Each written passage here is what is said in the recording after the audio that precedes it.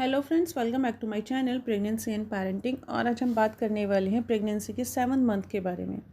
देखिए, अब आपका 3rd ट्राइमेस्टर स्टार्ट हो चुका है, 7th मंथ आपका स्टार्ट हो चुका है। तो अब बहुत सारे चेंजेस आपको अपनी बॉडी में देखने के लिए मिलेंगे, मेंटली भी, फिजिकली भी, और बच्चे में भी काफ़ी चेंजेस आपको देखने के लिए मिलेंगे। सेकेंड ट्राइमेस्टर के कंपैरेटिव ये ट्राइमेस्टर थोड़ा टफ होने वाला है, तो इसलिए आपको मेंटली प्रिपेयर रहना पड़ेगा, क्योंकि जो प्रॉब्लम्स आने वाली हैं वो आपको टैकल करनी है। इसलिए मेंटली आपको स्ट्रॉन्ग रहना है। अब मैं आपको बताती हूँ कि इस महीने में होने वाले चेंजेस कौन से हैं और आपको क्या क्या ध्यान रखने वाली बातें हैं। इस महीने में आपको अपना पेट पहले महीने के कंपैरेटिव थोड़ा बड़ा दिखने लगेगा और टाइट महसूस होने लगता है। आप टच भी करके देखेंगे, फील करेंगे, तो आपको खुद से ही फील होगा कि पहले के कंपैरेटिव आपका पेट काफ़ी टाइट हो गया है, तनने लगा है, क्योंकि बच्चे के सर का आकार बढ़ने लगता है, पैल्विक एरिया पे भी प्रेशर आने लगता है। तो आपको क्या होता है, पेन भी हो सकता है, पैल्विक एरिया में पेन हो सकता है, क्रैम्प्स आ सकते हैं। आपका जो डिस्चार्ज है वो बढ़ने लग जाता है और ज़्यादा डिस्चार्ज आपको होने लगता है, वाइट डिस्चार्ज। अगर ये बहुत ज़्यादा गंदी स्मेल कर रहा है आपका डिस्चार्ज, तो आप अपने डॉक्टर से कांटेक्ट करें, क्योंकि वो सही नहीं होता है। बाकी डिस्चार्ज का बढ़ना एक नॉर्मल है, इसमें कुछ भी एबनॉर्मल नहीं है। इस महीने में आपको इंडाइजेशन का प्रॉब्लम देखने को मिल सकता है। आपके सीने में जलन महसूस हो सकती है, जैसे कि एसिड बनता है। एसिड से क्या है, ये जो हमारा फूड पाइप है, इसमें हमें बहुत जलन महसूस होती है। कई बार जब आप सो के उठते हैं तब बहुत जलन महसूस होती है, सुबह के टाइम भी हो सकती है या खाना खाने के बाद भी फील हो सकती है। ये सब इंडाइजेशन का प्रॉब्लम है। ये प्रॉब्लम इस महीने में होता ही है, आगे आपको थोड़ा और ज़्यादा भी ये होने लगेगा।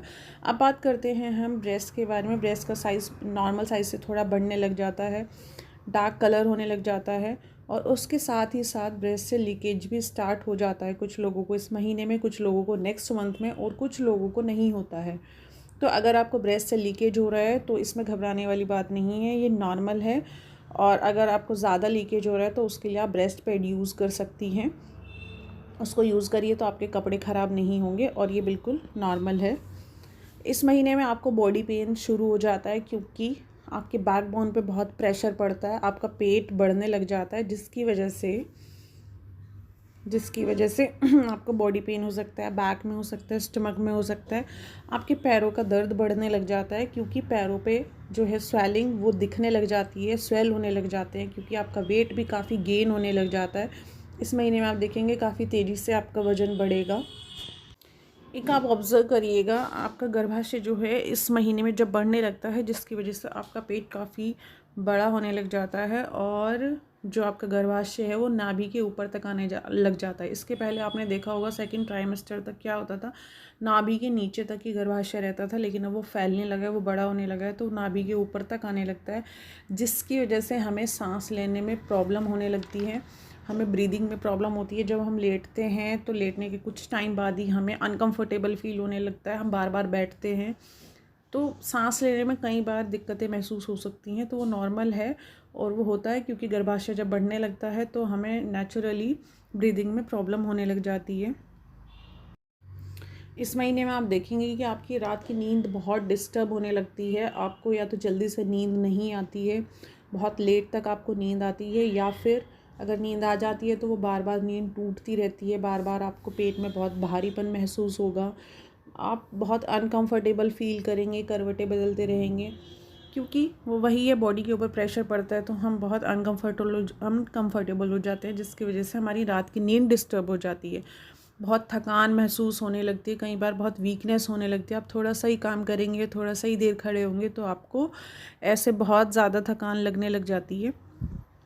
और देखिए, जो यूरिनरी ब्लैडर है उन पे इतना प्रेशर आता है, जिसकी वजह से हमें बार बार यूरिन पास के लिए जाना पड़ता है, और हमें लगता है हम पता नहीं क्यों जा रहे हैं, लेकिन वो ब्लैडर के ऊपर कई बार प्रेशर आने की वजह से ये सब होता है। तो ये भी एक नॉर्मल बात है।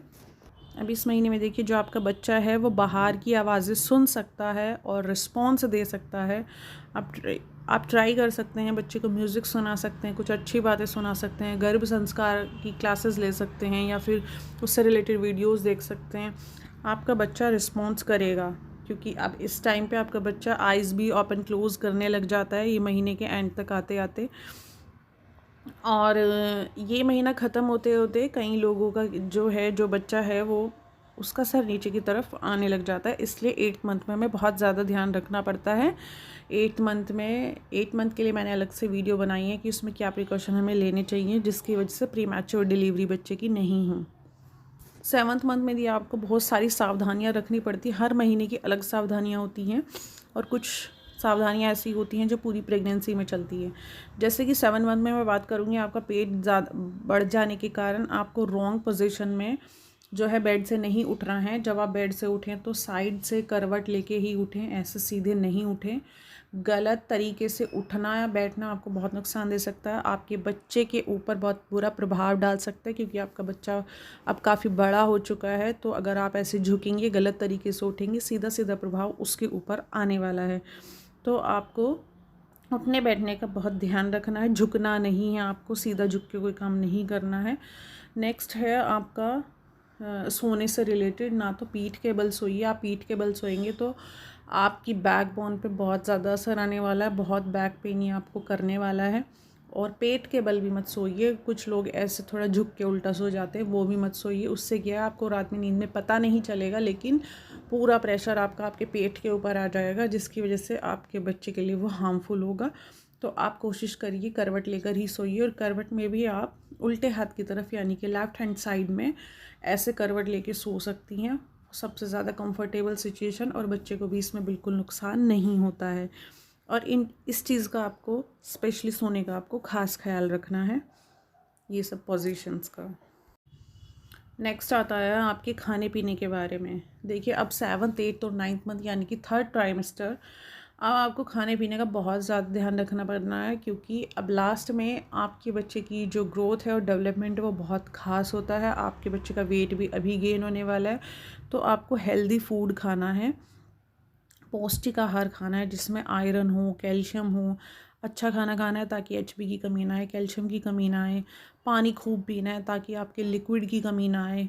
और आप जो भी खाएंगी उसका सीधा सीधा असर आपके बच्चे पे होता है, क्योंकि आपका बच्चा इस महीने में टेस्ट करने लग जाता है, उसको टेस्ट आने लगता है आप जो भी खाते हैं। तो आप हेल्दी फूड खाएंगे तो वो हेल्दी फूड खाने की वो उस टेस्ट को जब बाहर आएगा तो वो पहचानेगा और वो हेल्दी फूड की तरफ अट्रैक्ट होगा। इसलिए इस टाइम में आप हेल्दी फूड खाएं तो वो ज़्यादा अच्छा है। स्पाइसी फूड और ये सब थोड़ा अवॉइड करिए, जैसे कि अचार हो गया, पैक्ड फूड हो गया, कैफ़ीन, अल्कोहल, जंक फूड हो गया, ये सब आपको अवॉइड करना है, क्योंकि ऑलरेडी इस महीने में आपका इंडाइजेशन चल रहा होता है, जिसकी वजह से आपको ये स्पाइसी और मसालेदार ये सब खाने से और भी ज़्यादा प्रॉब्लम हो सकती है।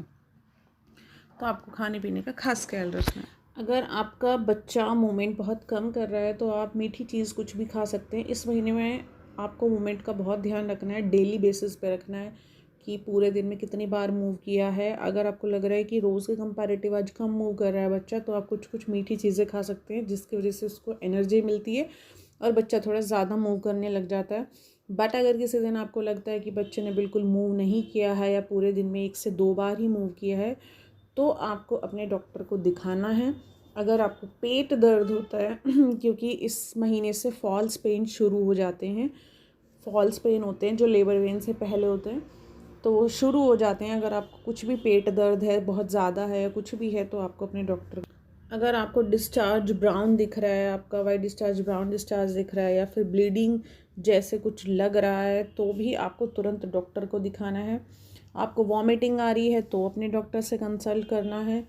और अगर आपको बीपी का इशू अगर लग रहा है, लो बहुत ज़्यादा लग रहा है या हाई ज़्यादा लग रहा है, तो भी आपको अपने डॉक्टर को दिखाना है। कहने का मतलब ये है कि इस महीने में अगर आपको छोटी से छोटी कुछ भी प्रॉब्लम अगर आपको लग रही है, कुछ एबनॉर्मल लग रही है, तो आप तुरंत अपने डॉक्टर को दिखाइए। और अगर आपका वाटर बैग से लीकेज हो रहा है या वाटर बैग ब्रेक हो गया है, कुछ भी हो गया, तो भी आपको अपने डॉक्टर को तुरंत दिखाना है बिना किसी देरी के।